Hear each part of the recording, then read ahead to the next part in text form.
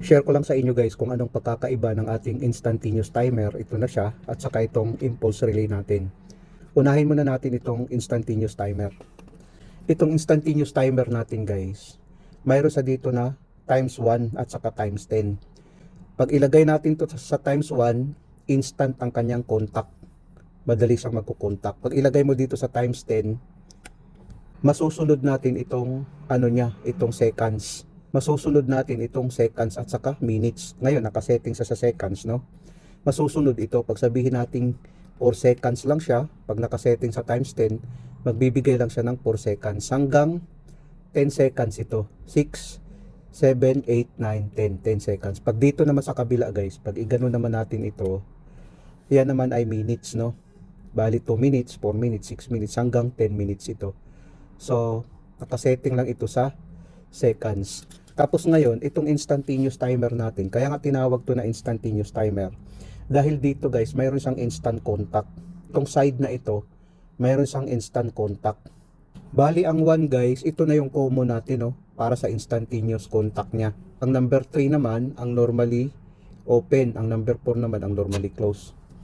Ito yung sa instantaneous timer natin, kung makikita natin dito, no. Dito naman yung normal function niya na magagamit natin ang time relay. Tapos ito guys ay 8 pins ito, kung makikita natin. Ito ang palatandaan na 8 pins siya, no. Kung bibilangin natin 1, 2, 3, 4, 5, 6, 7, 8. Bali 8 pins ito. Ito naman yung niya, holder base niya. 8 pins siya nakalagay. Bawat pins niyan mayroon siyang contact, no. Mayroon siyang slot para sa wire. Ito siya guys, mayroon siyang maintaining contact gaya nung pinakita ko sa video, yung ginawan ko ito ng video. Mayroon siyang maintaining contact, mayroon siyang latching papunta sa ating contactor. Kung gumamit tayo nito guys, kailangan natin ng stop at saka start push button para sa off and on niya. Para sa kanyang off and on, para sa latching niya. Itong instantaneous timer. Panoorin nyo na lang guys yung video na aking in-upload tungkol dito. Mayroon siyang latching. Ito namang impulse relay guys, kakaiba naman ang function nito. Mayroon din itong latching. Bale, ang function nito guys, pag magkakaroon ng power supply, ang A1 at saka A2, pag magkaroon siya ng power, pag nakalagay ito sa auto mode, ito kasi yung auto mode, tapos ito yung off position niya, naka-auto mode dito.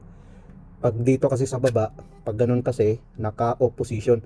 Dapat naka-auto ito guys. Pag naka-auto mode siya, pag magkakaroon siya ng power supply, ang A1 at saka A2, ito naman, tataas ito. Bali, ang normally open na contact, magko-close. Ang normally close, mag-open. Ang power supply nito guys, hindi nakababad. Bali, parang magti-trigger lang siya ng power supply para mag-on ito. Tapos, pag magkakaroon naman siya ng power supply, mag-off naman ito. Bali, pag mag-on ito guys, ibig sabihin, mag-close ang normally open. Tapos, ang normally close, mag-open. Pag magkakaroon naman ng power supply, mag-trip naman ito. Pagbaba nito guys, mag-open naman ang normally open, tapos mag-close naman ang normally close. Yun ang function ng ating impulse relay. Pareho lang ito silang dalawa guys na relay. Ito siya tinatawag na instantaneous timer relay. Tapos ito naman ay impulse relay. So pareho silang dalawa na relay.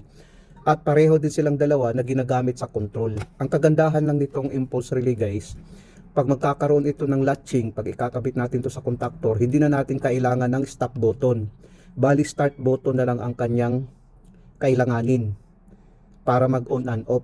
Dahil magkakaroon siya ng latching dito sa kanyang contact. Pag magkakaroon dito ng power supply guys, aangat itong itim, magkakaroon ngayon ng contact ang ating impulse relay. Pag mawalan siya ng power supply guys, still pa rin ito nakaangat. Ngayon, pag magkakaroon naman ng power supply ulit, mag-trip ito. Bali, ang contact niya, i-close at saka i-open lang niya. Para sa latching kung ikabit natin sa contactor. Yun ang pagkakaiba nilang dalawa. Sana guys, mayroon kayong natutunan, lalo na sa mga baguhan. Maraming salamat sa inyo, hanggang sa muli.